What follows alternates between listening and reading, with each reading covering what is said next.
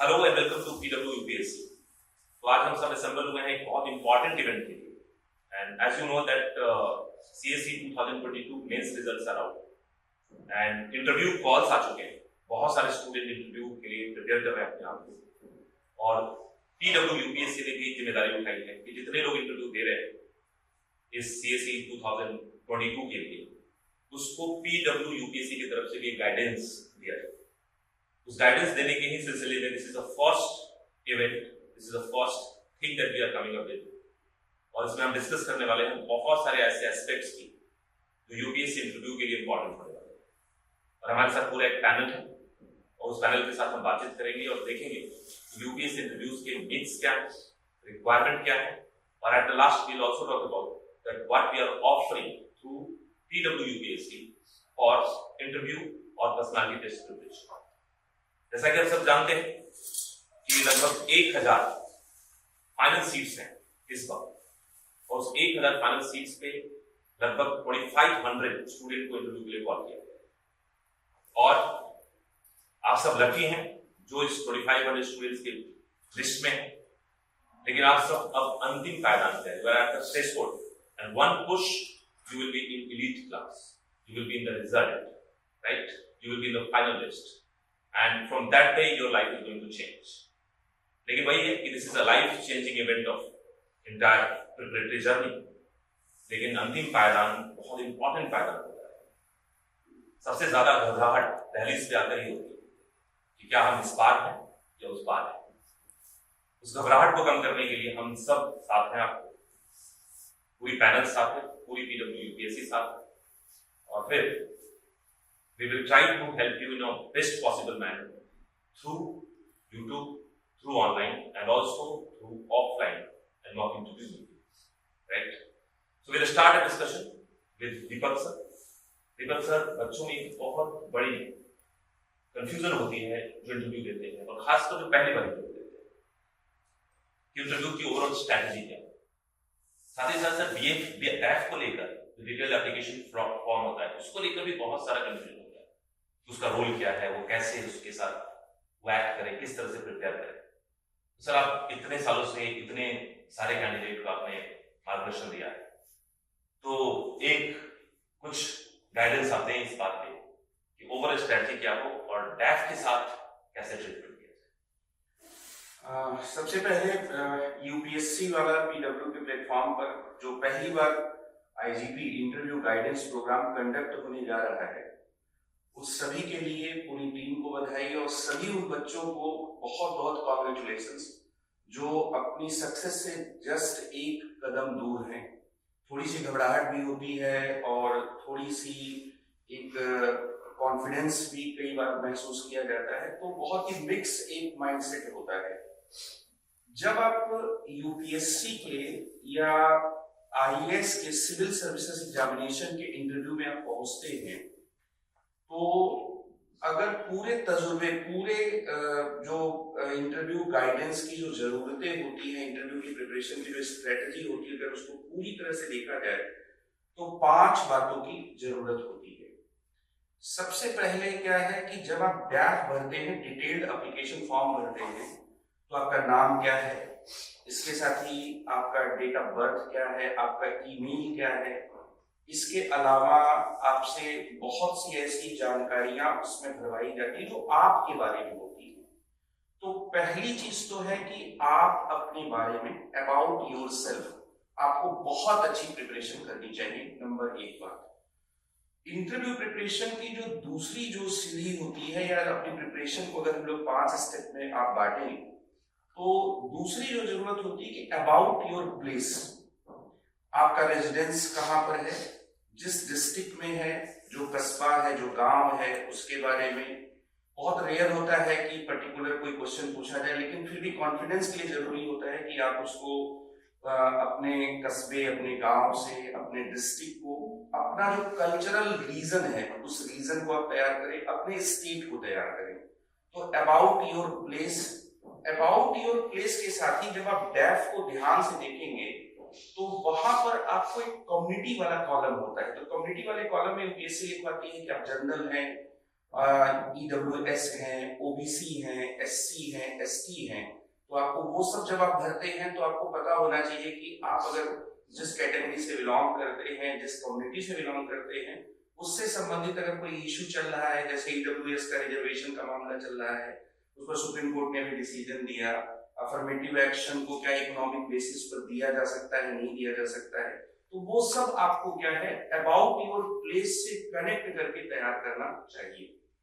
तीसरा जो होता है प्रिपरेशन का, your optional subjects, your optional subject and your background subject. कई बार ऐसा होता है कि बैकग्राउंड सब्जेक्ट दूसरा होता है और ऑप्शनल सब्जेक्ट दूसरा होता है, तो यूपीएससी के इंटरव्यू में बैकग्राउंड सब्जेक्ट पर भी चले जाते हैं, कुछ उससे भी क्वेश्चंस पूछ लेते हैं, और ऑप्शनल से भी आपसे बहुत जनरलाइज्ड टाइप के क्वेश्चंस पूछे जा सकते हैं, तो तीसरा ऑप्शनल को आप तैयार करें। चौथा जो स्टेप होता है आपकी तैयारी का, वो होता है कि सर्विसेज को लेकर, प्रेफरेंस को लेकर, और आप किस कैडर में जा रहे हैं, ये सब थोड़ी आपको जानकारी होनी चाहिए। इसमें प्रैक्टिकल जानकारी होनी चाहिए कि ACMUT कैडर क्या है, फिर इसके साथ ही जो 5 जो कुल मिलाकर जो कैडर का क्लासिफिकेशन है वो आपको पता होना चाहिए। आप IAS को पहले भर रहे हैं, क्यों भर रहे हैं, IPS को उसके बाद भर रहे हैं, क्यों भर रहे हैं, आप इंडियन फॉरेन सर्विसेज को दूसरे तीसरे प्रेफरेंस पे रख रहे हैं तो क्यों रख रहे हैं, ये थोड़ी सी जानकारी होनी चाहिए, क्योंकि ये जो डैफ होता है ये चेयरपर्सन के पास होता है और एक जो कॉपी होती है बाकी मेंबर्स के पास होती है। तो स्टेट कमीशन की तरह ऐसा नहीं होता कि उनको आपके बारे में आपकी जानकारी नहीं पता होती और उनको ब्लैंक बेस पे इंटरव्यू लेना होता है।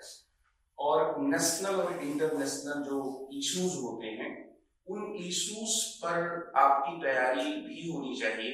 तो अपने बारे में, अपने प्लेस के बारे में उसको डैप से जोड़ते हुए तैयार करें, उसमें जितने कॉलम्स हैं, और अपने बारे में जब तैयार करें तो मैं यहाँ पर एक बात ऐड करना चाहूंगा कि उसी में आपकी हॉबी और पिछले वर्षों के जो ईयर्स के जो फॉर्म रहे उसमें एक चीज और ऐड कर दी गई कि अगर आपने कोई प्राइज लिया है तो वो आप अगर लिखते हैं तो उसकी कॉपी भी आपको वहां पे करनी होगी। तो थोड़ी तैयारी उस पर भी कि अपनी हॉबीज के बारे में, तो अपने बारे में तैयारी कर लें, इसके साथ ही अपने प्लेस के बारे में तैयारी करें। अपने प्लेस के बारे में तैयारी करें तो आप वहां पर देखें कि डेमोग्राफी क्या है आपके डिस्ट्रिक्ट की, क्या रीजन है, कोई अगर चीज बहुत यूनिक है तो उसको आप ध्यान में रखें।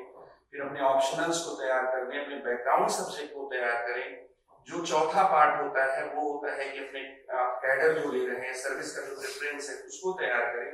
और पांचवा नेशनल और इंटरनेशनल जो ये इश्यूज हैं, इवेंट्स को तैयार करने के बजाय इश्यूज को तैयार करें, क्योंकि वहां पर कुछ सवाल आपसे स्टैंड लेने वाले हो सकते हैं। और एक दो चीजों को और ध्यान में रखें, अवॉइड करें कुछ चीजों को। अवॉइड नॉर्मेटिव अप्रोच, बहुत ज्यादा आदर्शवादी बातें आप वहां करेंगे, वहां पर कुछ ब्यूरोक्रेट्स होते हैं जो कई बार क्या है उन आदर्शवादी बातों के बजाय आपसे रियलिस्टिक अप्रोच की रिक्वायरमेंट रखते हैं। फिर इसके साथ ही आपको वहां पर कभी भी ऑप्शनल को रिवीजन करने के चक्कर में नहीं पड़ना चाहिए कि ऑप्शनल को रिवाइज कर लेते हैं तो बहुत हैवी हो जाता है, बहुत कॉग्निटिव प्रेशर आ जाता है, पता लगता है आपका कॉन्फिडेंस हिल जाता है। तो इन सब चीजों से अवॉइड करें और be precise, be exact, questions को फ्रेम करिए। और क्वेश्चंस को फ्रेम करने के साथ साथ उनका एक दो लाइन में क्या आंसर आप देंगे उसको आप तैयार करिए। और मॉक इंटरव्यू वहीं पर दीजिए जहां पर जो आपके मॉक इंटरव्यू के जो पैनल के लोग हैं उनका अच्छा खासा तजुर्बा हो। केवल एकेडमिशियन है तो भी वो मॉक इंटरव्यू आपके लिए बहुत फ्रूटफुल नहीं होगा, हो सकता है आपका कॉन्फिडेंस वहां पर बढ़ जाए, रियल इंटरव्यू में घट जाए। तो ब्यूरोक्रेट्स जिसमें बैठे हों, जिसमें ऐसे एकेडमिशियंस बैठे हों जिनको प्रॉपर इसका ये हो, और इसको भी आप ध्यान में रखें कि कहीं पर भी जाकर कुछ भी अगर आप तैयारी करते हैं तो कई बार क्या होता है कि आपको डिमोटिवेट भी कर सकता है। ये सब बातें क्या है सब ध्यान में देने की। Thank you sir, thank you very much. आपने बहुत अच्छे से सारे पहलुओं को एक साथ बता दिया और मुझे आशा है कि कैंडिडेट्स को इससे बहुत हेल्प मिलेगी। और आपने सर एक बात कही जो लास्ट में कि कहीं भी मॉक इंटरव्यू मत दें, कारण है कि क्वालिटी ट्रेनिंग होनी चाहिए। अगर आप मॉक इंटरव्यू दे रहे हैं तो पहली बात कि मॉक इंटरव्यू ही, it should be very close to the UPSC. और फिर वो मॉक इंटरव्यू के पैनलिस्ट क्या है और किस तरीके की वो ट्रीटमेंट देते हैं वो बहुत इंपॉर्टेंट है। और अब मैं आदर्श सर की तरफ जाऊंगा, और आदर्श सर मॉक इंटरव्यू से ही बात जब निकल रही है तो यूट्यूब की दुनिया में और इस पूरे सोशल मीडिया की दुनिया में बहुत सारे ऐसे मॉक इंटरव्यू हैं जिसको लेकर कैंडिडेट के मन में एक भय होता है। मैं भी जब कैंडिडेट से क्लास के अंदर या क्लास के बाहर मिलता हूँ तो कई बार भयभीत होते हैं, दे आर स्केयर्ड कि सर क्या ऐसा होता है, क्या इस तरह की इसमें ग्रिलिंग होती है, क्या इस तरह की इसमें बातें होती है। सर आपने हजारों स्टूडेंट को मार्गदर्शन दिया है और आप क्वालिटी मार्गदर्शन के लिए जाने जाते हैं। सर आप इस मिथ को बस्ट कीजिए कि मॉक इंटरव्यू का अप्रोच या इंटरव्यू का अप्रोच को समझते हुए कैंडिडेट को किस लेवल पे तैयार करना चाहिए अपने आप को, क्या उसको डरना चाहिए या किन पहलुओं पे ज्यादा ध्यान देना चाहिए। थैंक यू रितेश जी, बहुत अच्छा क्वेश्चन आपने पूछा कि यूट्यूब की दुनिया है और यूट्यूब की दुनिया में बहुत सारे इंटरव्यूज पड़े हुए हैं। तो जो मॉक इंटरव्यूज लेने वाले हैं, मैंने तो बहुत ज्यादा नहीं देखा है, लेकिन कभी कभी कुछ बच्चे क्लिप भेज देते हैं, तो मैंने देखा है कि जो ग्रिलिंग करने वाली आपने बात की, उस तरीके के क्वेश्चन बहुत नहीं पूछे जाते ना। इंटरव्यू बोर्ड बड़ा कोऑपरेटिव होता है। मैं सारे बच्चों को ये मैसेज देना चाहता हूँ कि इंटरव्यू बोर्ड बेहद कोऑपरेटिव है, लेकिन ये याद रखना कि वो आपके पर्सनैलिटी का टेस्ट है। आपको डीएम बनाने जा रहे हैं, जिले का चार्ज देंगे, आपको चीफ सेक्रेटरी बना देंगे, स्टेट का चार्ज दे देंगे, आपको फॉरेन सेक्रेटरी बना देंगे, पूरे देश का चार्ज दे देंगे विश्व के लिए, आपको कैबिनेट सेक्रेटरी बना देंगे, पूरे देश की प्रशासनिक व्यवस्था सौंप देंगे। क्यों? तो केवल वो क्वालिटी चेक करना चाहते हैं कि आपके पर्सनैलिटी में वो क्वालिटी है या नहीं, और वो ग्रिलिंग से नहीं आती। एक अच्छा इंटरव्यूअर केवल और केवल, अगर अच्छा इंटरव्यूअर है तो वो केवल और केवल स्कैन कर लेता है आपको बैठते ही। आपसे एक तो क्वेश्चन पूछेगा, क्योंकि वो बातचीत है, बातचीत के माध्यम से हम आपकी पर्सनैलिटी की क्वालिटी को स्कैन करते हैं कि क्या इनहेरेंट है आपने। पेशेंस है, कॉन्फिडेंस है, डिसीजन मेकिंग पावर बेहतर है। तो ये केवल इंटरव्यू के क्वेश्चन बातचीत का जरिया है। अब बातचीत का जरिया दो आधारों पर है, एक एकेडमिक है और दूसरा करंट इश्यूज है। तो एकेडमिक में आपने अगर बीएससी कर रखा है, बीकॉम कर रखा है, बीए कर रखा है, तो उससे एक दो सवाल पूछ लेते हैं। अब अगर उन्होंने पूछ लिया, कोई भी क्वेश्चन पूछ लिया, साइंस के, आपने फिजिक्स से एमएससी कर रखी है, तो फिजिक्स के क्वेश्चन अगर आप नहीं बता पा रहे हैं तो आपको परेशान होने की आवश्यकता नहीं है। वो ये जानना चाहते हैं कि अगर आप नहीं बता पा रहे हैं और मैं आपसे कह रहा हूं कि ओ आपने तो एमएससी कर रखी है, आपको नहीं आता है, तो क्या आप के अंदर कॉन्फिडेंस वीक तो नहीं हो गया? क्योंकि ये एक एडवर्स सिचुएशन में आपको ला रहे हैं और वो लाना भी चाहिए। जब हम आपको इतनी बड़ी जिम्मेदारी दे रहे हैं तो हम आपको एक हल्के से एडवर्स सिचुएशन में ला करके ये देखेंगे कि आप फिर भी कॉन्फिडेंट हैं कि नहीं। तो आप मुस्कुराते हुए कहिए सॉरी सर। मुस्कुराना, सॉरी बोलना, ये सीखना होगा इंटरव्यू के लिए। क्योंकि याद रखो, जो इंटरव्यूअर है उन्हें भी सब कुछ नहीं आता और जो इंटरव्यू है उसे भी सब कुछ नहीं आता। आपको भी सब कुछ नहीं आता, उन्हें भी सब कुछ नहीं आता। मैं पूछूंगा वो भी सब कुछ नहीं बताएंगे और आप पूछेंगे मैं भी सब कुछ नहीं बताऊंगा। तो इंटरव्यू पूछने और बताने का गेम नहीं है। इंटरव्यू केवल व्यक्तित्व के गुणों को जानने का गेम है, वो भी व्यक्तित्व के, पर्सनैलिटी के सारे ट्रेड्स पहचाने भी नहीं जा सकते। केवल कुछ ही ऐसे हैं जो पहचाने जा सकते हैं और जो सिविल सर्विसेज के लिए यहाँ पर रिक्वायर्ड है। जैसे अगर मैं आपसे कहूँ कि क्या मैं इंटरव्यू के माध्यम से ये जान सकता हूँ कि आप कितने ईमानदार हैं, सत्यनिष्ठ हैं, आपकी इंटीग्रिटी का लेवल क्या है? नहीं जान सकता, मैं बिल्कुल नहीं जान सकता। कितने भी क्वेश्चन पूछ लूं नहीं पता लग सकता। लेकिन हाँ, इंटरव्यू के माध्यम से मैं ये जान सकता हूँ कि आपका कॉन्फिडेंस लेवल कैसा है, डिसीजन मेकिंग पावर कैसी है, एडवर्स सिचुएशन में आप रिएक्ट कैसे करते हैं, ये सारी चीजें जानी जा सकती हैं। और इसी बात को लेकर के क्वेश्चन पूछे जाते हैं। तो जिस तरीके की ग्रिलिंग यूट्यूब पर दिखाई जाती है, उस तरीके के लिए रितेश जी मेरा आंसर है कैपिटल नो।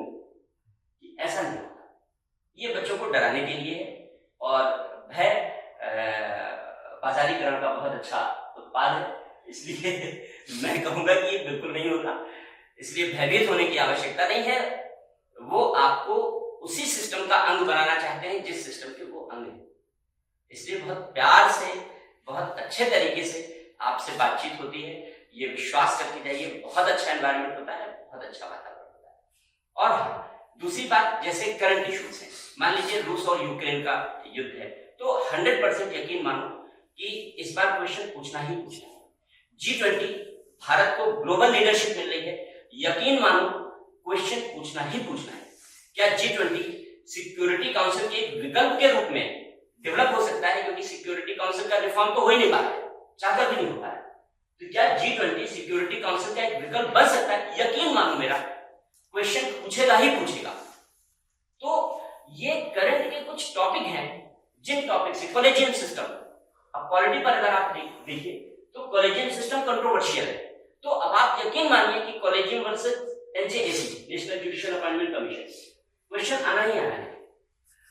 EWS जैसा अभी सर ने कहा, तो रिजर्वेशन पर क्वेश्चन आना ही आना है, लेकिन आपको जब आंसर करना है तो आप मान कर चलो कि एक संतुलित आंसर, बैलेंस्ड आंसर देना है। आपका इंक्लिनेशन नहीं शो होना चाहिए कि आप कहीं पर इंक्लाइन हैं फेवर या डिसफेवर की तरफ, बिल्कुल नहीं। एक बैलेंस्ड पर्सनैलिटी वही है जिसके पास बैलेंस्ड व्यू। तो क्रॉस कॉन्स सारी चीजें हर टॉपिक पर तैयार होनी चाहिए, और जो भी आप आंसर कर रहे हो आपको सबसे पहली बात ये ध्यान रखनी है, नेशनल इंटरेस्ट और पब्लिक इंटरेस्ट को सर्वोपरि है। जितने भी नेशनल और इंटरनेशनल इश्यूज पर अगर आप आंसर करते हैं इंटरव्यू में, ये ध्यान रखना कि सबसे अच्छा आंसर वही होगा जो सबसे ज्यादा बेनिफिट करता हो नेशनल इंटरेस्ट को और पब्लिक इंटरेस्ट को। तो बिल्कुल भी डरने की आवश्यकता नहीं है, बहुत मस्त होकर के, बहुत शानदार तरीके से इंटरव्यू देने की जरूरत है, बहुत खुश होकर के जाने की जरूरत है। बातचीत करने जा रहे हैं इंटरव्यू में, इंटरव्यू देने नहीं जा रहे हैं, ये मानकर चलना कि बातचीत करने जा रहे हो। अगर आपने ये मान लिया कि ओह माय गॉड इंटरव्यू है, इंटरव्यू देने जा रहे हैं, तो यकीन मानो अपने ऊपर प्रेशर माउंट कर लोगे, और अगर आपने अपने ऊपर प्रेशर माउंट कर लिया, आपकी कैपेबिलिटी तुरंत कम हो जाएगी, आपकी जो इफेक्टिवनेस है इंटरव्यू की वो तुरंत कम हो जाएगी। तो आप बातचीत करने जा रहे हो, जाओ दिल खोल के बातचीत करके आओ। आप अपनी कैपेबिलिटी बताने जा रहे हो कि आप G20 के बारे में, रूस यूक्रेन युद्ध के बारे में आप क्या समझते हो, आप वो पूछेंगे, आप बता दो, नहीं आता, मुस्कुरा के सारी बोलना, मुस्कुरा के सारी बोलना, एक नहीं 5 क्वेश्चन में बोल देना। मेरे पास ऐसे एक्सपीरियंस है जिस बच्चे ने जब इंटरव्यू दिया तो लगभग सारे क्वेश्चन का इंटरव्यू दिया और उस बार उसका सिलेक्शन नहीं हुआ। नेक्स्ट टाइम वो इंटरव्यू में अपीयर हुआ, टेनिस में है बच्चा, नेक्स्ट टाइम वो इंटरव्यू में अपीयर हुआ और उसने मोर देन 50% क्वेश्चन पर सॉरी बोला। ही वाज वेरी डिसअपॉइंटेड, सर क्या होगा, इस बार तो मैंने लगभग 50% क्वेश्चन में मैंने सॉरी बोल दिया है, but he was very confident and now he is in service. So it is a mere and bare personality test, केवल और केवल पर्सनालिटी टेस्ट है। मस्त होकर के इंटरव्यू दीजिए, बातचीत करने जा रहे हैं। थैंक यू सर, आपने बहुत बढ़िया से इस पूरे टॉपिक को सामने लाया। और अगर आप ध्यान से देखें तो यूपीएससी के सिलेबस में या उसके जो भी डॉक्यूमेंट्स होते हैं उसमें भी इंटरव्यू शब्द नहीं लिखा होता, वहां पे व्यक्तित्व परीक्षण या पर्सनालिटी टेस्ट लिखा होता है। तो जब हम इंटरव्यू बोलते हैं वो बहुत कॉमन लैंग्वेज में बोलते हैं, और इंटरव्यू से जो एक इमेज बन के आता है ना, वो ऐसा लगता है सवाल जवाब का एक सिलसिला होगा, आपकी नॉलेज टेस्ट की जाएंगी और पूरी तरीके से आप सवाल का जितना ज्यादा जवाब देंगे उसी हिसाब से आपको नंबर या मार्क्स अवार्ड किए जाएंगे। बल्कि सर ने जैसे कहा कि एकदम कॉमन एक बातचीत का सिलसिला है, आपके व्यक्तित्व को वो जांचने की कोशिश करते हैं, उसके कुछ पहलुओं को समझने की कोशिश करते हैं, and they want to test your personality and then talk, a conversation, engaging conversation can be one tool where your traits of personality can come up, right? So they basically pick one topic or two topic which is going around in our day-to-day scenario, in current affairs, in national events, in international events, and then try to understand that do you have that particular element in you that stand you apart from the others and you can serve the country in that particular way. So sir ने बिल्कुल सही कहा, लेकिन फिर बातचीत का सिलसिला आगे बढ़ाना है और हमारे साथ हैं अखिलेश सर। और सर के साथ सबसे अच्छी बात क्या है कि सर ने खुद ही इंटरव्यू फेस किया और एक ने कई सारे यूपीएससी इंटरव्यू फेस किया अलग अलग डोमेन में, तो सर से बढ़िया कोई नहीं बता सकता। उसके बाद हम बात करेंगे प्रतीक सर से, और प्रतीक सर ने भी इंटरव्यू फेस किया है। तो अब तक तो बात अनुभव की चल रही थी कि हम लोगों ने अपने टीचिंग करियर में कितने बच्चों को गाइड किया और कितने बच्चों को इंटरव्यू के लिए प्रिपेयर किया, लेकिन अब हम बात करेंगे उन लोगों से जो टीचर भी हैं, आज गाइडेंस भी दे रहे हैं और साथ ही साथ खुद इंटरव्यू फेस भी किया, राइट? तो उनकी एक्सपीरियंस का जो वैल्यू है वो बहुत इंपॉर्टेंट है, क्योंकि they will be able to tell you that what is their experience with interview board, how they took the entire thing in a proper way, what was their take on the entire thing. So, sir, I would request you to throw some light that what went inside when you were there in interview for interview. So, please enlighten the candidates out there. Thank you. Thanks a lot, Ritesh ji, for this giving me this opportunity. और साथियों, मेरा आप सभी लोगों को नमस्कार, और जिन जिन लोगों ने एग्जाम क्वालिफाई किया है आप सभी को मेरी हार्दिक बधाइयाँ। तो जैसा कि अदर पैनल मेंबर्स ने मेंशन किया, इंटरव्यू के बारे में काफ़ी डायमेंशंस को टच कर दिया है, बट फिर भी जो मेरे ऊपर क्वेश्चन आया है कि क्या फील किया उस इंटरव्यू रूम में, तो डेफिनेटली मैं ये बोलूँगा कि theory of relativity actually works in that way कि आपके सामने वो 35 मिनट या वो 40 मिनट या मे बी 25 मिनट्स कैसे निकलते हैं, you never know, but the magic of those 25 minutes, वो जो 25-30 मिनट होते हैं, उसका ये होता है कि it converts you from an aspirant to an officer. तो वो जो समय है वो काफी इंपॉर्टेंट होता है, और उसमें अगर आप देखें, जैसा कि आदर्श सर ने मेंशन किया कि इंटरव्यू बोर्ड के बारे में तो बहुत है, and board members are very very cooperative. वो आप जब घुसते हैं अंदर, 3 चीजें देखिए होती हैं इंटरव्यू में जो मैंने एक्सपीरियंस किया कि आप जब जाते हैं, आप सभी लोगों से मिलते हैं और आप कुछ बात करते हैं और आप वापस आ जाते हैं। ये 3 चीजें तो देखिए होनी होंगी। अब इन 3 चीजों के अलावा आप कितनी अच्छी बातचीत करते हैं उन सभी से, उस पर आपके इंटरव्यू के जो मार्क्स हैं वो ऐड ऑन होते हैं। तो उसमें जैसा कि सभी लोगों ने मेंशन भी किया है, कुछ चीजें ध्यान रखने वाली ये होती है कि वो लोग वहां पे आपकी सारी पर्सनालिटी को उस 25 से 30 मिनट में जज करने वाले हैं, एंड आपको अपना जितना हो सकता है बेस्ट वहां पे देना है, और आपका जो ट्रू कैरेक्टर है वो उनके सामने आना बहुत जरूरी है। फॉर एग्जाम्पल, एक बहुत कॉमन क्वेश्चन है कि अगर आप में से काफी लोग ऐसे होंगे जो वर्किंग होंगे और ग्रुप ए में ही होंगे, या कुछ लोग टीचिंग में हो सकते हैं, कुछ लोग प्राइवेट सेक्टर में हो सकते हैं, कुछ लोग सिविल सर्विसेज के ही ग्रुप बी या ग्रुप ए में हो सकते हैं डिपार्टमेंट चेंज करने के लिए। तो उसमें एक बड़ा कॉमन सा क्वेश्चन आता है कि why civil services exam you want to give.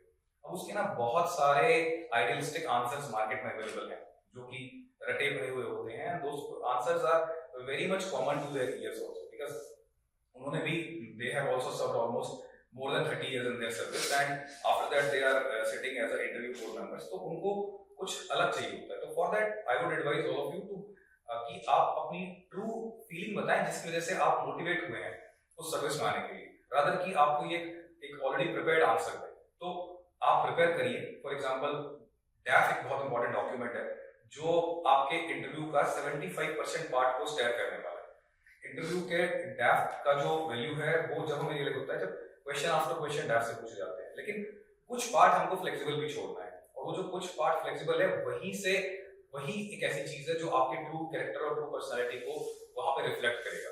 तो ये जो व्हाई सिविल सर्विसेज वाला क्वेश्चन है, ये एक, या फिर why you want to come to UPSC, why you want to become an officer, तो आपकी जो रिस्पेक्टिव डोमेन है वो डोमेन से आप उठ के क्यों एक सर्विसेज में जाना चाहते हैं, तो उसके लिए आप क्या फील करते हैं, what has motivated you in your life to start for this rigorous preparation, इस पूरी जर्नी के लिए जिसमें आपको पता था कि बहुत मुश्किलें आएंगी और आप क्वालिफाई करने में कुछ समय भी लग सकता है, ईयर्स भी लग सकते हैं, फिर भी आपने डिसीजन लिया, तो वो क्या ऐसी ड्राइविंग फोर्स थी उसके बारे में आपको पता होना चाहिए, और वो ऑनेस्टली रिफ्लेक्ट करनी चाहिए, आपकी आंखों में दिख जाएगी उन लोगों को। जैसा कि सर ने मेंशन किया कि they see you when you sit there and when you speak, आपकी ट्रू पर्सनैलिटी उनके सामने आती है।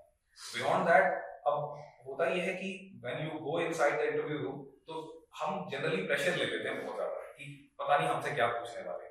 देखिए, आप एक बात ध्यान में रखिएगा जाने से पहले कि आप मेंस क्वालिफाइड कैंडिडेट्स हैं, ठीक है, आपने उन सभी चीजों का आंसर किया है, आपने 9 एग्जाम्स लिखे हैं, सबको क्वालिफाई किया है, सब में मार्क्स लिए हैं इंक्लूडिंग योर ऑप्शनल आल्सो, तो कॉन्फिडेंस तो आप में बहुत है, ठीक है।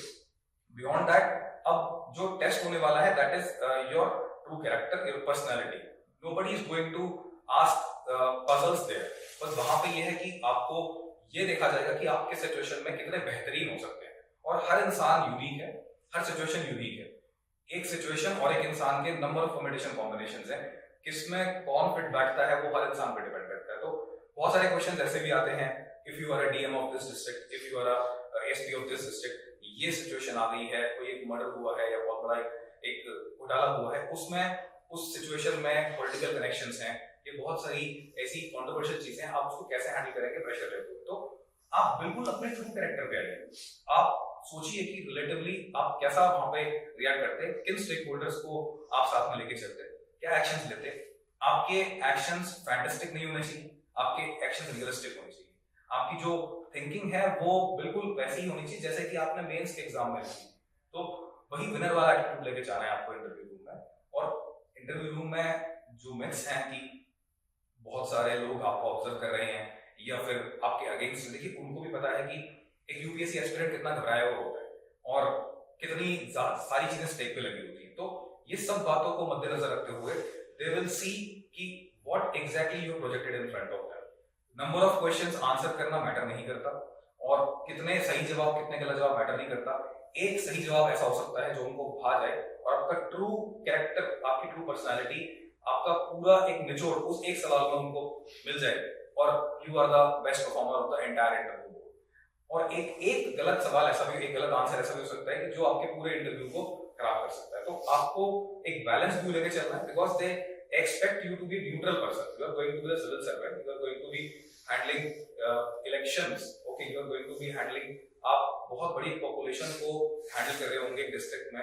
और अगर आप किसी एक बहुत बड़ी पोजीशन में, जैसे कि सर ने मेंशन किया, यू आर चीफ सेक्रेटरी और you are director general of police, तो आप public administration, law and order, इन सब के डिसीजंस लेंगे, पॉलिसी बनाएंगे। तो आपको हर सिचुएशन में बहुत स्ट्रांगली रिएक्ट करना है। तो सिचुएशंस आएंगी आपके सामने, एक है तो सिचुएशंस जरूर आएंगी। तो भले ही आप पूरे इंटरव्यू में आप थोड़ा घबराए, लेकिन सिचुएशन में आपको नहीं घबराना, बिल्कुल आपको बिल्कुल पॉजिटिव एक्शन देना है। क्योंकि आप ये मान के चलिए हर सिचुएशन में हर इंसान अलग तरीके से रिएक्ट करेगा, उसका कोई बेस्ट रिएक्शन नहीं होगा, लेकिन आपका अपना रिएक्शन यूनिक होना चाहिए।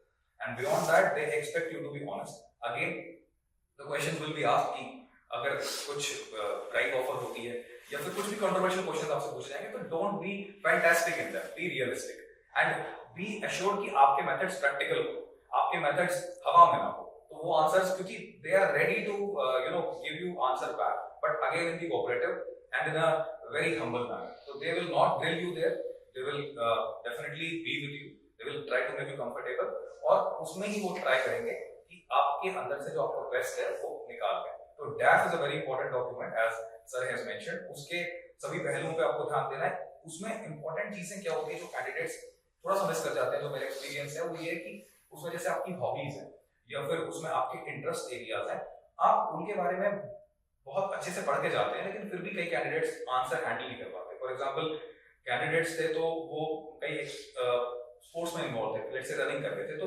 रनिंग और जॉगिंग अगर आपकी हॉबीज हैं तो you should know about it कि what is a short run, what is a long run, what is the phenomena of hitting the wall, आपको पता होना चाहिए। Similarly you write gardening in your tab, right? तो what is a gardening? What gardening is related to something soil and environment. तो कितने type के gardening हो सकते हैं? What is horticulture? What is hydroponics? What is aquaponics? Aquaculture क्या होता है? आपको ये चीजें मालूम होनी चाहिए। तो अगर आप डैफ बना रहे हैं ना, बहुत ध्यान से बनाइए और जो डैफ के पार्ट्स हैं आप उसको अच्छे से तैयार करके जाइए, क्योंकि एक पार्ट पे कई डायमेंशन से क्वेश्चन बन सकते हैं। तो आपको वो सारी डायमेंशन कवर करनी है। और जितने भी जिन स्टेट से, मैं जानता हूँ कि काफी पूरे इंडिया से लोग बिलोंग करते हैं, तो आपकी स्टेट में क्या कंट्रोवर्शियल इशू है आपकी स्टेट में। फॉर एग्जांपल एक इंटरव्यू ऐसा भी था कि जिसमें एक कैंडिडेट लेफ्ट विंग एक्सट्रीमिज्म वाली स्टेट से बिलोंग करते थे, लेकिन जब क्वेश्चन पूछा गया कि व्हाट इज योर व्यू, तो उन्होंने अपना व्यू नहीं दिया। तो दे सेड कि उनको इस चीज के बारे में ज्यादा इंटरेस्ट नहीं है। तो interview board took it otherwise, जो कि शायद सामने उन्होंने रिफ्लेक्ट नहीं किया, बट मार्क्स में रिफ्लेक्शन मिला था उस चीज का। तो मेरा सभी को ये कहना है कि आपकी स्टेट स्पेसिफिक जितने भी चीजें हैं आप उन्हें प्रिपेयर करिए। आपके एरियाज ऑफ वर्क जो है एस्पिरेंट्स को बहुत मैटर करता है, क्योंकि कई इंटरव्यूज ऐसे हुए हैं कि 90% पार्ट सिर्फ और सिर्फ एरिया ऑफ वर्क पे चलो। फॉर एग्जांपल मेरा जो इंटरव्यू था वो 75% पार्ट उसका एरिया ऑफ वर्क पे चला, जो कि उन्हें डेप्थ से पता लगा। 25% वो था कि अदर एस्पेक्ट्स की, अगर आप ऐसे हैं, अगर आप वैसे हैं। ऐसा भी हो सकता है कि वो आपसे लोकेशन बेसिस क्वेश्चन पूछ लें, और सिचुएशन बेसिस क्वेश्चन तो पूछे ही जाएंगे। उसके बियॉन्ड आपके पर्सनालिटी को जज करने के लिए आपकी जनरल नॉलेज या फिर आपकी प्रेजेंस ऑफ माइंड को भी चेक किया जा सकता है कुछ सिचुएशंस को देकर के। तो आपके डैफ का पार्ट प्लस जो रिमेनिंग पार्ट है that is your true character. थोड़ा नेचुरल भी रखिए, हर चीज को प्रिपेयर मत करिए, लेकिन आप जरूर मॉक इंटरव्यूज अटेंड करके ये चेक कर लीजिए कैमरा पे कि आपकी बॉडी लैंग्वेज कैसी है। क्योंकि कई बार क्या होता है कि वी आर एक्चुअली नॉट, हम लोग ऐसा नहीं दिखाना चाह रहे जैसा हम दिख जाते हैं, तो थोड़ा उसमें इंप्रूव कर सकते हैं, और वो इंप्रूवमेंट जरूर लाई जा सकती है in terms of mock interview. वो जरूर आप करें, क्योंकि मैंने फिर से बताया कि आप जाएंगे, बैठेंगे और आएंगे, ये चीज तो होनी है। इसमें आप क्या बेस्ट कर सकते हैं वो आपके मार्क्स बनाएगा। और एस्पिरेंट्स देखिए ऐसा है कि आप मेंस एग्जाम लिख के आए हैं तो मेंस में आप ऑलरेडी 75 to 80% जंग जीत चुके हैं। अब जो है वो इंटरव्यू है, इसमें अगर आपने बेस्ट परफॉर्म कर दिया तो आप टॉप रैंकर्स में आ जाएंगे। अगर थोड़ी बहुत कमी रहेगी तो शायद रैंक ऊपर नीचे होगा, लेकिन उन कैंडिडेट्स को भी मैं बोलना चाहता हूँ कि जो शायद एज पे होंगे, तो आपके लिए इस इंटरव्यू में बेस्ट परफॉर्मेंस बहुत जरूरी है। तो आपको एक भी पहलू नहीं छोड़ना, अपने सारे डायमेंशंस कवर करते हुए चलिए। सर ने मेंशन किया डैफ के बारे में, करंट इश्यूज के बारे में, आपका ऑप्शनल, आपकी स्टेट और आपके स्पोर्ट्स एंड हॉबीज, ये पार्ट्स को बेहतरीन तरीके से प्रिपेयर करिए by giving some room to yourself कि आप प्रैक्टिकल रहें और आप जेन्युइन रहें, ऑनेस्ट। थैंक यू सर, मेरी तरफ से इतना, all the best to all of you. Thank you sir, आपने काफी अच्छे से इसको एड्रेस किया। और सर ने जो बातें कही उसमें एक बात निकल के सामने आई कि one question can make you, one question can break you. क्योंकि पर्सनालिटी के ट्रेड्स को बाहर निकालने के लिए वो बातचीत बहुत करेंगे, कई बार वो नॉलेज लेवल पे बातचीत चली जाएगी, लेकिन उनका इंटेंशन नॉलेज चेक करने का नहीं है। कारण ये है कि आप ऑलरेडी मेंस पास करके आए हैं। बस वही है कि बातचीत कैसे करें वो आपको पहले से तो जानते नहीं है, डैफ के थ्रू जानते हैं। तो डैफ के ऊपर बेस्ड क्वेश्चन, आपके सब्जेक्ट से क्वेश्चन पूछते पूछते वो उस पॉइंट पर पहुंचते हैं जहां से वो उस पर्सनालिटी के हिस्से को कुरेद कर निकालते हैं। मैं एक अपना अनुभव सुनाना चाहूंगा कि कैसे बहुत सरल तरीके से चीजें चलती है। मैं एक बार एक मॉक इंटरव्यू ले रहा था, वहां पे डैफ में एक कैंडिडेट ने लिख रखा था कि I work for women empowerment, वो उनकी हॉबी थी, और जेंडर बैलेंस पर्सन ऐसा उन्होंने क्लेम किया था। तो मैंने उससे एक सिंपल सवाल पूछा, मैंने कहा कि ठीक है, आप अगर विमेन एम्पावरमेंट के लिए काम करते हैं, जेंडर बैलेंस पर्सन, तो आपने क्या किया है? Then the person came with lots of awards and talks and NGO activities and social activities that he has done all through the years. फिर मैंने सवाल बदला, मैंने कहा कि एक बात बताओ, आप अपने डेली लाइफ में, अपने जीवन में ऐसा क्या करते हो जिससे ही पता चले कि आप जेंडर न्यूट्रल इंसान हो, जेंडर बैलेंस इंसान हो, विमेन एम्पावरमेंट पर काम करते हो? आप अपने लाइफ में क्या करते हो? छोड़ा हटाओ इस बात को कि सोसाइटी में क्या करते हो। Then that person took a pause and he came up with one answer कि सर, मेरे पिताजी जब वसीयत लिख रहे थे तो मैं 2 भाई हूं, एक बहन है मेरी, तो मैंने बहन को भी उतना ही हिस्सा दिलवाया जितना कि भाइयों को भी। Now this statement is very wrong, क्योंकि यहीं से पर्सनालिटी का ट्रेड निकल के सामने आया कि वो इंसान जेंडर बैलेंस नहीं है। क्योंकि उसका स्टेटमेंट ये था कि उसने बहन को हिस्सा दिलवाया। तो बहन को हिस्सा दिलवाया, भाई बहन का हिस्सा तो बनता है, आपने दिलवाया कैसे? मतलब आपके दिमाग में अभी भी वो एलिमेंट है कि जेंडर का मामला कुछ तो है। तो पर्सनालिटी के ट्रेड्स को इसी तरीके से वो डिसाइफर कर बातचीत के क्रम, right? So you need to be very aware. That is why sir mentioned that one question can make it and one question can break it, right? तो जवाब आप ना दें कोई दिक्कत नहीं, जवाब दें तो सोच समझ के। नाउ प्रतीक सर से बात मैं करूंगा। प्रतीक सर, आपका भी इंटरव्यू का एक्सपीरियंस रहा और आप थाउजेंड्स ऑफ स्टूडेंट्स को आप गाइड करते हैं अपने सब्जेक्ट में और बहुत सारे स्टूडेंट को आप इंटरव्यू गाइडेंस प्रोग्राम भी देते हैं। सर, आपका भी जो एक्सपीरियंस वो मैटर करता है, and I would like to know that how was your interview and what kind of things that you felt, your experience that you want to share with our candidate and students. Thank you sir. Sir, अगर मैं बताऊं तो 2015 से मैं mock interviews दे रहा हूँ और बहुत सारे कैंडिडेट्स के मॉक इंटरव्यू लिए हैं, और मान के चलिए कि जितने कैंडिडेट्स के मॉक इंटरव्यू के लिए आते हैं उनमें सब में डर होता है। और डर क्यों होता है? सिलेक्शन का या रिजेक्शन का। देखिए, पॉइंट ये है इंटरव्यू के अंदर कि जब आप इंटरव्यू के लिए जाएंगे, अगर आप डर के जाएंगे तो केवल खोएंगे, और अगर आप कॉन्फिडेंट होकर जाएंगे तो मान के चलिए कुछ ना कुछ एक्स्ट्रा ही आपके हाथ लगेगा। तो पहला पॉइंट तो ये है, डरने वाली तो बात ही नहीं है, क्योंकि हमने मेंस क्लियर कर लिया है और हम लास्ट स्टेज पे हैं। दूसरी बात सर, देखिए, इंटरव्यू जो आप चाहे किसी भी एग्जाम का दे, चाहे सिविल सर्विस का दे, चाहे आप किसी प्राइवेट कंपनी में दे, या कहीं भी कहीं पे भी इंटरव्यू आप दे रहे हैं, तो देखिए इंटरव्यू में 2 ही तरह के क्वेश्चन हो सकते हैं। पहला कि आपसे फैक्चुअल क्वेश्चन पूछे जाए, और दूसरा आपसे ओपिनियन बेस्ड क्वेश्चन पूछना है। अब सर, जो फैक्चुअल क्वेश्चंस है, देखिए फैक्ट इतने सारे हैं, आप सबको याद नहीं रख सकते हैं। तो नेचुरल सी बात है, जब फैक्चुअल क्वेश्चंस हमारे पास आएंगे तो बहुत सारे फैक्ट्स हमने पहले पढ़ चुके हैं या नहीं पढ़े हैं, तो उनमें हो सकता है हमें उस पॉइंट ऑफ टाइम पे हमें वो याद आए या नहीं भी आए। तो इसीलिए अगर आप फैक्चुअल क्वेश्चंस में बहुत अच्छा परफॉर्म नहीं कर रहे हैं इंटरव्यू के अंदर, आपसे कुछ फैक्ट्स पूछे गए, आपसे कुछ डेफिनेशंस पूछी गई और आप नहीं बता पा रहे, तो उसमें कभी भी कोई प्रॉब्लम होती नहीं। क्योंकि जैसे हमारा यूपीएससी की जो नोटिफिकेशन आती है और उसमें जो हमें सिलेबस दिया गया इंटरव्यू का, क्योंकि नॉर्मली कैंडिडेट्स को ये भी तो आइडिया नहीं होता है कि हमारे पास जो इंटरव्यू है उसका भी सिलेबस हमें नोटिफिकेशन में दिया गया है।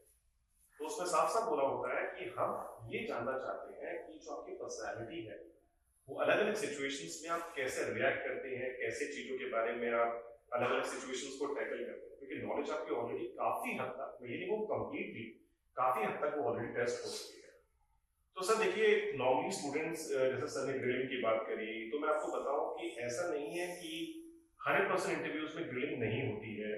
मैं कहूंगा कि 1-2% मान के चलिए, कि कई बार क्या होता है कि जब कोई कैंडिडेट बोर्ड को बहुत ज्यादा पसंद आ जाता है और उसे लगता है कि ये तो बहुत अच्छे आंसर दे रहा है, तो then they start doing the grilling. जैसे मैं आपको एग्जांपल देता हूँ कि लास्ट ईयर एक स्टूडेंट ने इंटरव्यू दिया यूपीएससी के अंदर, और जब वो इंटरव्यू देके आया तो उससे बात हुई, एंड उसका जो एजुकेशनल बैकग्राउंड था दैट वाज रियली गुड। कि दिल्ली में जो संस्कृति स्कूल है वो वहां से पढ़ा हुआ था, उसके बाद he went to the top IIT, and then he also went to for MBA. उसके जो डैड थे वो एशियन डेवलपमेंट बैंक में डायरेक्टर थे। सो उसका जो बैकग्राउंड था वो बहुत ही ज्यादा डाइवर्स और यूनिक था। तो उस केस में मान के चलिए जो उससे क्वेश्चंस थे और जो उसका नॉलेज डोमेन था, उसमें नेचुरल था कि सामने वाले को लगेगा कि ये तो बहुत ही पढ़ा लिखा है, उसने बहुत ज्यादा पढ़ाई करी है, उसको बहुत नॉलेज होगी, तो उसमें ग्रिलिंग हुई। और ग्रिलिंग होने में देखिए, मैं आपको बताऊं, जो मेरा एक्सपीरियंस कहता है वो ये है कि अगर आपकी ग्रिलिंग हो रही है ना, तो मान के चलिए मार्क्स ज्यादा आने वाले हैं। क्योंकि जब सब में नहीं हो रहा है और किसी के साथ हो रहा है, तो कहीं ना कहीं कुछ तो डिफरेंट आपने देखा गया है। तो अगर 1-2% कैंडिडेट ऐसे है भी हो रहा है, तो उसमें कोई परेशान होने वाली जरूरत है।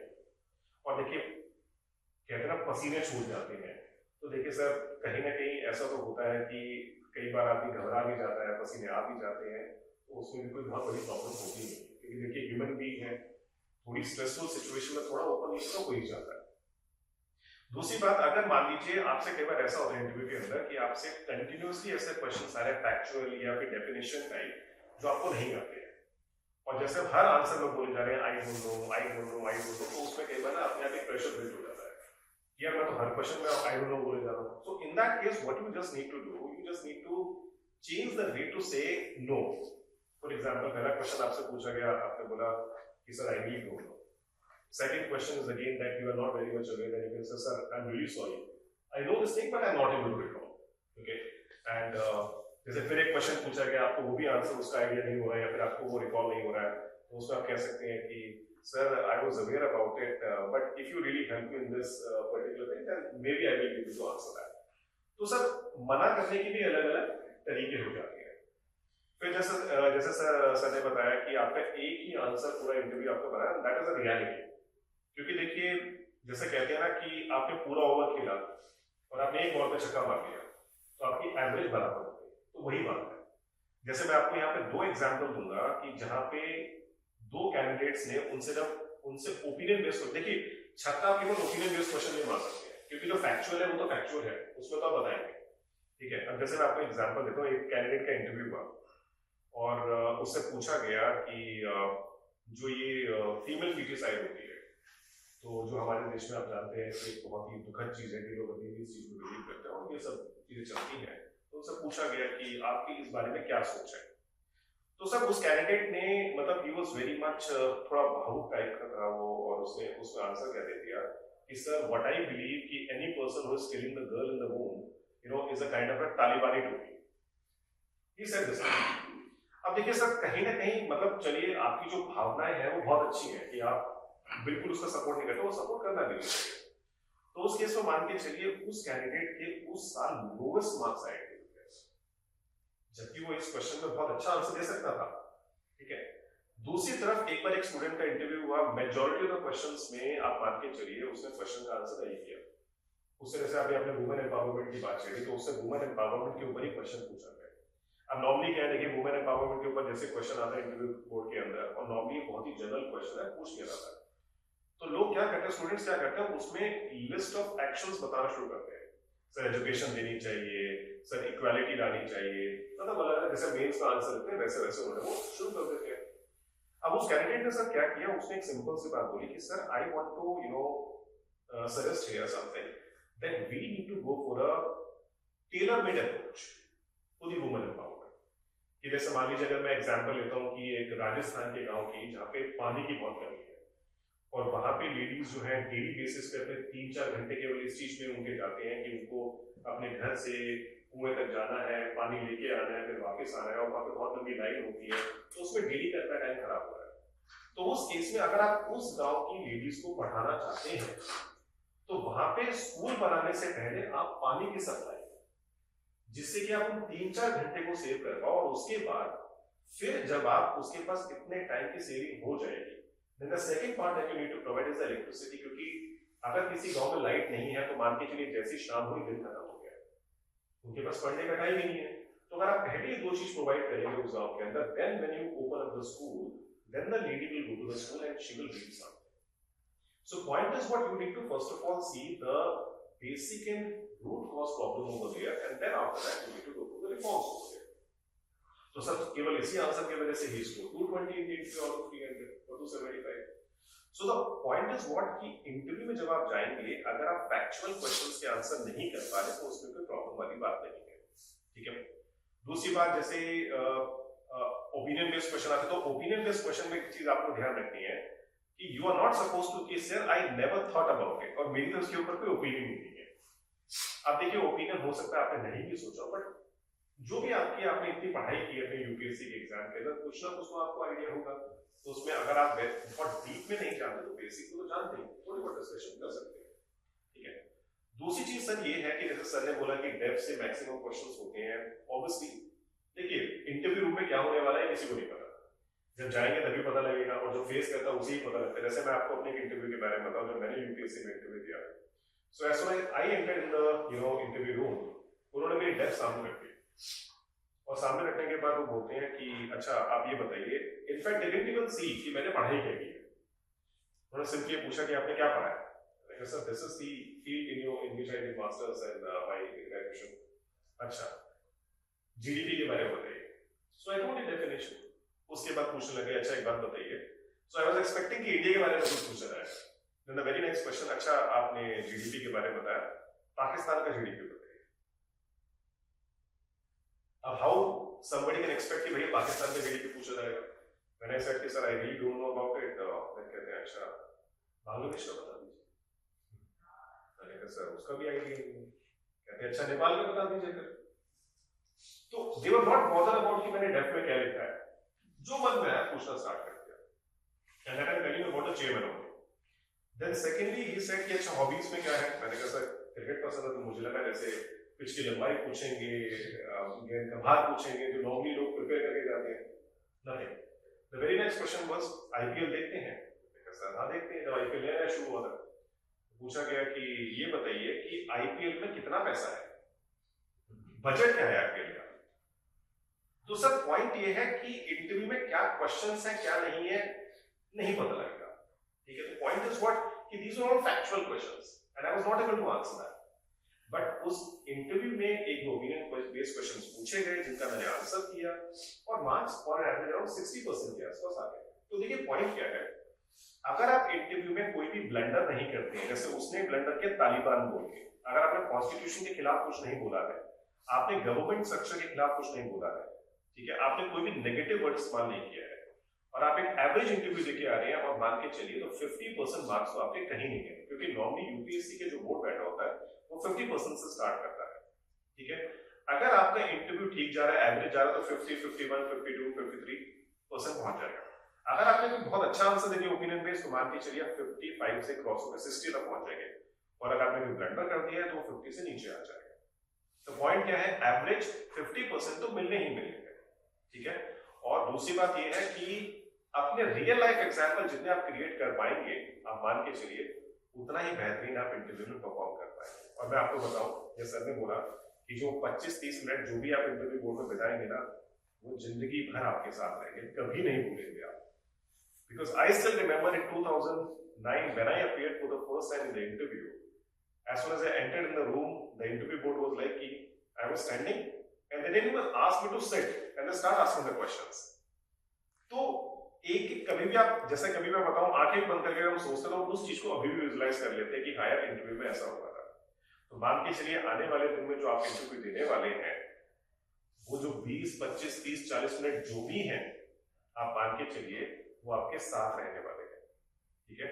अगर क्लियर करेंगे तो भी बहुत अच्छी बात है, और अगर बाय चांस किसी वजह से क्लियर नहीं होता है, क्योंकि देखिए रेशियो तो 3:1 का है, अगर किसी वजह से क्लियर नहीं भी होता है तो भी मान के चलिए वो मूवमेंट आप हमेशा अच्छी यादगार के तौर पे ही उसे याद करेंगे। तो देखिए सिंपल सा मंत्र ये है, घबराना नहीं है, आराम से जाना है।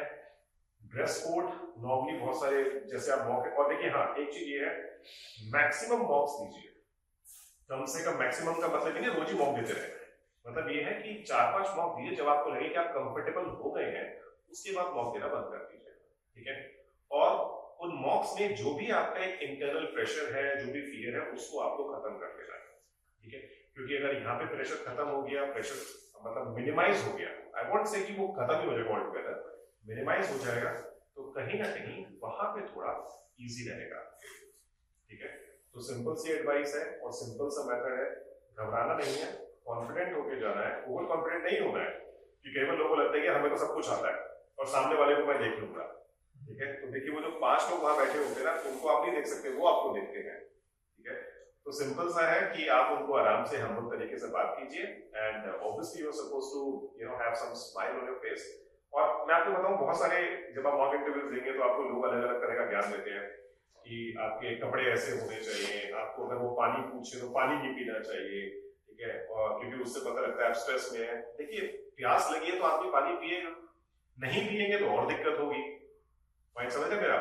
आपको अगर वो आपसे कभी पूछते हैं कि आप हमसे कुछ पूछना चाहते हैं, जैसे कई बार क्या इंटरव्यू बोर्ड का होता है, वो आपसे पूछ लेते हैं कि आप हमसे कुछ पूछना चाहते हैं, तो बोलते हैं स्ट्रिक्टली नो, कि बिल्कुल मत पूछिएगा। तो ये ऑब्वियसली बात है कि हमें नहीं पूछना है, बट बहुत टेंशन लेके और बहुत अननेसेसरी की मिथ्स लेके इंटरव्यू में मत जाइएगा। जैसे मैं अभी आप लोगों से इंटरेक्ट कर रहा हूँ, ठीक है, जैसे हम लोग स्टूडेंट से क्लास में इंटरेक्ट करते हैं, वैसे ही वो 5 लोग आपसे इंटरेक्ट करने वाले हैं, ठीक है। तो चलिए बस इतना ही कहना चाहता हूँ, छोटी सी एडवाइस थी। Thank you very much and I wish you all the very best. Thank you. One more thing I would like to add. Sure sure. मैं एक बात ये ऐड करना चाहता हूँ, जैसे प्रतीक जी ने कहा कि जिस बच्चे का एग्जाम्पल दिया आपने कि उसकी ग्रिलिंग होनी तो तय ना, मैं ये कहूँगा वो ग्रिलिंग नहीं है, वो एडवर्स सिचुएशन में वो डालते हैं। Grilling is a different thing. Exactly sir, ना ग्रिलिंग कह करके हम मार्केट में भय पैदा करते हैं। मतलब ग्रिल का मतलब ये नहीं कि हमने उसे मुर्गी की तरह डाल दिया। हाँ ना, ग्रिलिंग वो एक एडवर्स सिचुएशन में डालते हैं, एग्जैक्टली, क्योंकि वो आपको एडवर्स सिचुएशन में डालेंगे तभी बेस्ट आपके बाहर है। आपको हम एक कंफर्टेबल सिचुएशन दे दें तो आप बेस्ट नहीं परफॉर्म करोगे, जब आपको एडवर्स सिचुएशन देंगे तो आप बेस्ट परफॉर्म करोगे। It's a human nature, it's a human nature. तो वो आपको कहीं ना कहीं वो ये देख लेते हैं, स्कैन कर लेते हैं कि इसकी पर्सनैलिटी के हिसाब से तो कितना शॉक देना है, कितने एडवर्स सिचुएशन में ले जाना है, किस डिग्री तक ना, and they do, they simply do this. मैं ये कहना चाहता हूँ, मेरा पर्पस ये है कि हम मार्केट में ये मैसेज कर दें कि वो ग्रिलिंग करते हैं। बिल्कुल बिल्कुल। मतलब सर वही शब्दों का चयन ही हो गया। और हाँ yes of course, yes of course, grilling एक तरीके से भय पैदा करता है। जी जी। भय पैदा करता है, तो हमें ये मैसेज नहीं देना है कि वो एडवर्स सिचुएशन में डालना है हमें, और हम भी किसी का इंटरव्यू लेंगे तो डालेंगे, ऑब्वियसली ऐसा करेंगे। जी sir, thank you for input sir.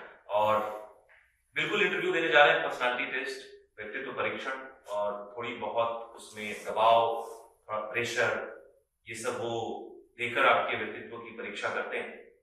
मैं हमेशा एक बात कहता हूँ कि हम 24 घंटे की जिंदगी जहाँ पे हम अपने आप को ही डील कर रहे होते हैं, अगर आप स्टूडेंट हैं, एस्पिरेंट हैं, तो शायद आप 24 घंटे की जिंदगी में आप अपनी ही जिम्मेदारियों के साथ चल रहे होते हैं, फिर भी हम 24 घंटे में एक बार तो बहुत ज्यादा दबाव में आ ही जाते हैं, 1-2 बार तो हमारी जिंदगी में ऐसा हो ही जाता है। अगर हम इसको थोड़ा ऊपर उठाएं तो परिवार की पूरी संरचना को देखिए, तो आपके मम्मी पापा जो परिवार को चला रहे हैं, वो डेली लाइफ में कहीं ना कहीं किसी न किसी दबाव में आके जाते हैं, लेकिन परिवार तो चलाते ही हैं। आप भी उस दबाव से जूझते हुए अपने आप को यहाँ तक तो लेके आए हैं कि आप इंटरव्यू दे रहे हैं। तो जाहिर सी बात है कि कल हो के आप ब्यूरोक्रेसी में जाएंगे, आप एक पूरे का पूरा जिला संभालेंगे, पूरा का पूरा एक स्टेट संभालेंगे, तो आप कितना दबाव झेल सकते हैं, इस बात की भी जांच पड़ताल थोड़ी सी हो जाती है वहां पे।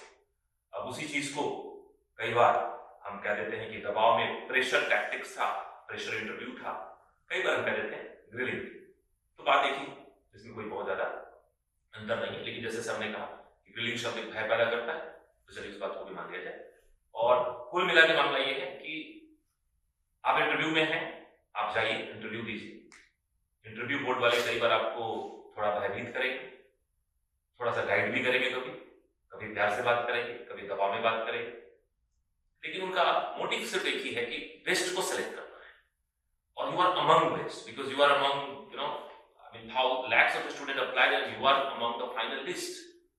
And 1:3 के रेशियो में, 1:2.5 के रेशियो में अब आपका सिलेक्शन होना है। तो you go with the confidence, you go with the entire zeal, and then you try to give all the answers with peace of mind, with ease, with kind of, you know, stability. तो interview में इस बात को ध्यान रखना है कि बोलने के पहले थोड़ा सा पॉज लेके सोचना है। Take a pause of 15 seconds, frame an answer, and then you will speak up. Right? Don't make any hurry to answer any question. कि जैसे ही उन्होंने सवाल बंद किया, उसके बाद आपने तुरंत जवाब शुरू कर दिया। कई बार ये भी होता है कि वो अपना सवाल अभी पॉज लेके वो नेक्स्ट सवाल पे भी जा रहे हैं, and you interrupt in between. तो वो एक थोड़ा सा impatience को भी शो करता है। So try to frame something in your mind so that you avoid yourself from doing silly mistakes. Right? चलिए, बहुत सारी बातें हैं और एक चीज और मैं कहूंगा इस पूरे इंटरव्यू प्रोग्राम के तहत कि you need to be honest. Right? You need to be very honest about yourself. Don't try to fabricate things around, and try to give examples from your daily life, like sir said, because obviously you have gained a lot of experiences all through the life. And if you try to connect the situation with your daily life, then it will be more impactful, right? क्योंकि वो bookish नहीं होगा फिर। आप bookish चीजों को और लिखने की बातों को आप पीटी मेंस में कर चुके हो। Now it is about to open up. आप ओपन अप करो अपने आप को। कोई भी अगर ओपिनियन बेस्ड क्वेश्चन पूछते हैं तो उसका आंसर ये कभी नहीं हो सकता कि sir I don't know, because that basically shows your escapist attitude. आप पलायनवादी हो रहे हैं। When opinion is there, opinion based question is there, you must have some opinion. You take time, you can ask for some time. You can say that, can I take a pause of 30 seconds, and then you can think about it and you can come up with the answer. अब सवाल यह है कि PWUPSC कि इस pilot programme के बाद हम और क्या क्या करने वाले हैं। So obviously there will be a series of YouTube videos by the industry experts, जो इस मॉक इंटरव्यू के एक्सपर्ट्स हैं, उनके द्वारा सीरीज ऑफ वीडियोस आएंगे अलग अलग टॉपिक पे कि how to deal the daft information, how to talk about the hobbies, how to talk about your background, how much important is the current affairs and international and national events. उन सब पे एक series of videos आएंगी और आपको देखना है, और जो इंटरव्यू दे रहे हैं उनको भी देखना है, जो प्रिपरेशन कर रहे हैं उनको भी देखना है, so that you can be prepared before you reach to that destination, उस पॉइंट पे। और हमारे पास कुछ ऑफरिंग्स हैं जो PWUPSC आपको प्रोवाइड कराएगी, जो कैंडिडेट इस साल इंटरव्यू दे रहे हैं। तो definitely we are starting a program where we are providing current affairs and related booklets जो इंटरव्यू के लिए इंपॉर्टेंट होगा आपके लिए। उसके अलावा अगर कोई डाउट की सिचुएशन आती है तो आपको मेंटर सपोर्ट भी मिलेगा। If you have any doubt, any kind of doubt regarding anything related to the mock interview or your preparation, your current affairs, then mentor support is also there, and your questions will be handled by one of the mentors who have already given interview or they have vast experience of guiding candidate for the interview, वो आपको help करेंगे। Pre mock interview session हम लोग करेंगे, जिसमें dos and don'ts को हम discuss करेंगे कि इंटरव्यू बोर्ड में, इंटरव्यू रूम के अंदर क्या करना है, क्या नहीं करना है। छोटी छोटी बातें हैं, एटिकेट्स हैं, and you just need to be aware of, और वो एक बार रिमाइंड करने की जरूरत होती है कि बस आपको ये पता चल जाए कि ये करना है, ये नहीं करना है, और उसमें से बहुत सारी चीजों को आप ऑलरेडी जानते हैं, राइट। फिर जो सबसे इंपॉर्टेंट पार्ट है वो है 1-to-1 session pre mock interview. Mock interview के पहले आपका 1-to-1 सेशन होगा with one of the expert, जो आपको थोड़ा ग्रूम करेंगे, गाइड करेंगे, थोड़ा सा आपके डेप्थ को लेके थोड़ी सी चर्चा करेंगे, एंड देन उसके अलावा 1-to-1 session with a bureaucrat. That means the person who is already serving, ex bureaucrat भी हो सकते हैं, जो इसमें already 30-40 साल वो सर्विस में जा चुके हैं, कर चुके हैं, या यूपीएससी के मॉक इंटरव्यू लेने का बहुत वास्ट एक्सपीरियंस है उन ब्यूरोक्रेट को, उनके साथ आपका 1-to-1 सेशन होगा। वो आपको बताएंगे कि इंटरव्यू बोर्ड का एक्सपेक्टेशन क्या होता है, और आपको सबसे पहले जज करेंगे, आप ये डायग्नोसिस करेंगे, accordingly they will suggest you that where all you can improve, and then will come the final thing, and that will be the mock interview. तो मॉक इंटरव्यू होगा, ऑनलाइन ऑफलाइन दोनों मोड में होगा, and इसके लिए जो भी information होगी that will be given by different medium to you. तो मॉक इंटरव्यू देंगे, और पैनलिस्ट जो होंगे मॉक इंटरव्यू के वो बैलेंस्ड पैनलिस्ट होंगे, जहाँ पे डिफरेंट वॉक ऑफ लाइफ से ब्यूरोक्रेट्स होंगे, डिफरेंट डिपार्टमेंट्स के सीनियर ऑफिशियल्स होंगे, टेक्नीशियंस होंगे, and will try to create a very balanced mock interview panelist so that it would be very close to the UPSC interview, right. तो वो सब हम उसमें रखेंगे। After the mock interview you will have feedback from the panelist कि mock interview कैसा गया, where were the point where you can improve, कहाँ पे आपने थोड़ी सी गलती की, कहाँ पे आप थोड़ा बेहतर हो सकते थे, वो सारी चीजें आपको दी जाएंगी। फिर उसके अलावा एक बहुत इंपॉर्टेंट एक यूनिक इसमें फीडबैक मैकेनिज्म हम डेवलप कर रहे हैं, थर्ड आईवीओ मॉक इंटरव्यू। इसका मतलब ये है कि जब आप मॉक इंटरव्यू दे रहे होंगे तो उसको कोई एक और पैनल टीम उसको देख रही होगी, और वो एकदम न्यूट्रल पॉइंट ऑफ व्यू से उसको देख के फिर आपको सजेस्ट करेंगे कि थर्ड आई व्यू क्या था, यानी कि एक न्यूट्रल इंसान अगर उसको देख रहा है तो सजेशंस क्या हो सकते हैं, क्या कहाँ पे किस तरह की दिक्कत आई। आप मॉक इंटरव्यू में बेसिकली दो तरह के कम्युनिकेशन करते हैं, वर्बल एंड नॉन वर्बल। तो वर्बल कम्युनिकेशन में कहाँ इंप्रूवमेंट हो सकती थी, नॉन वर्बल कम्युनिकेशन में कहाँ इंप्रूवमेंट हो सकती थी, वो भी देखी जाएगी। और फिर पोस्ट इंटरव्यू सेशन होगा, जिसमें आप इंटरव्यू देने के बाद एक तरीके की काइंड ऑफ आप कह सकते हैं कि गाइडेंस कह सकते हैं, और whatever your doubt is there you can ask, कि अगर आपको आगे फर्दर किस चीज की जरूरत लगती है। मॉक इंटरव्यू देने के बाद आपको भी रियलाइज होगा कि मुझे यहाँ पे काम करने की आवश्यकता है, यहाँ पे काम करने की जरूरत है, मुझे ये सपोर्ट चाहिए। So you can rely on this entire team, an entire setup for all your requirement of this interview preparation, because this program have each and every element which is required for this. So, bas, that is all that we have to offer.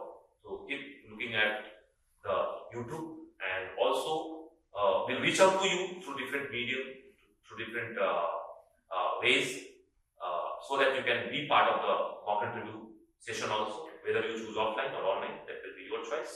Okay, thank you sir, thanks a lot. आप सबने बहुत valuable input दिया, and I hope that जितने भी candidate interview दे रहे हैं उन सबको बहुत फायदा होगा। अब सवाल यह है कि इसके बाद PWUPSC क्या है। जाहिर सी बात है कि इस पायलट एपिसोड जिसमें आपने मॉक इंटरव्यू को लेकर, इंटरव्यू गाइडेंस प्रोग्राम को लेकर काफी सारी चीजों को समझा और जाना है, तो this will continue on YouTube also. बहुत सारे वीडियो इस प्लेटफॉर्म पे अपलोड किए जाएंगे डिफरेंट एक्सपर्ट के द्वारा, जो अलग अलग एरिया पे बात करेंगे कि डैफ को कैसे फिल करना है, डैफ में क्या इंपॉर्टेंट है, हॉबीज को लेकर क्या हम बात कर सकते हैं, और आपकी बैकग्राउंड कितना मैटर करती है, सिचुएशनल क्वेश्चंस कैसे पूछे जा सकते हैं, ऑप्शनल को लेवल के सवाल कितने आ सकते हैं, what is the importance of current events at national international level, उन सभी बातों को हम यहाँ पे डिस्कस करने वाले हैं, and that will be available to you.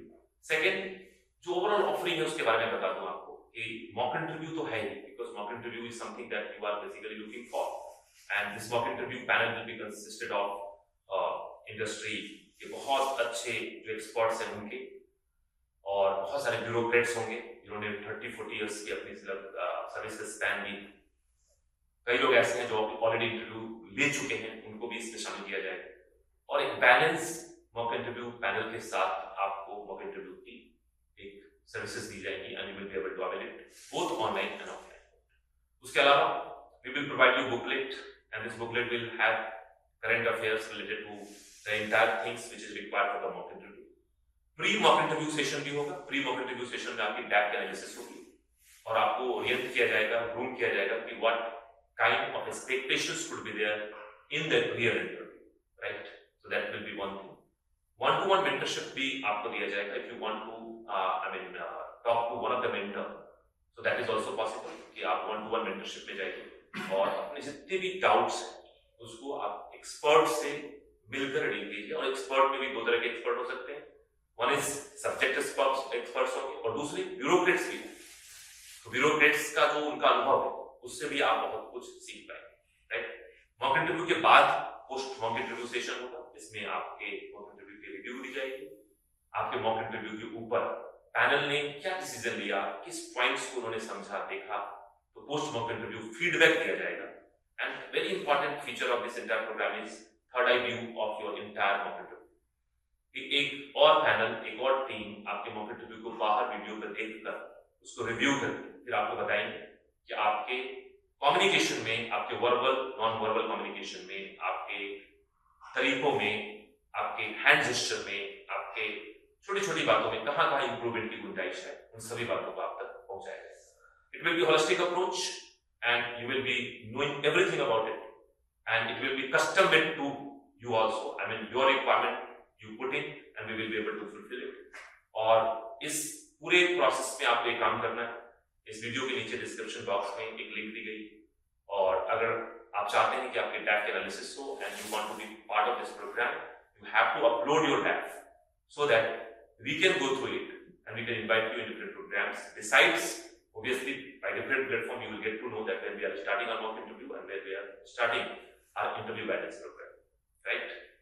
तो लास्ट में मैं ये कहूंगा कि ऑल द बेस्ट, और आप सब अब उस थ्रेशोल्ड पे हैं, हैरिस पे हैं, so work with lots of positivity in mind and just go prepare yourself for the final day, for the D day, and I think that you all will succeed.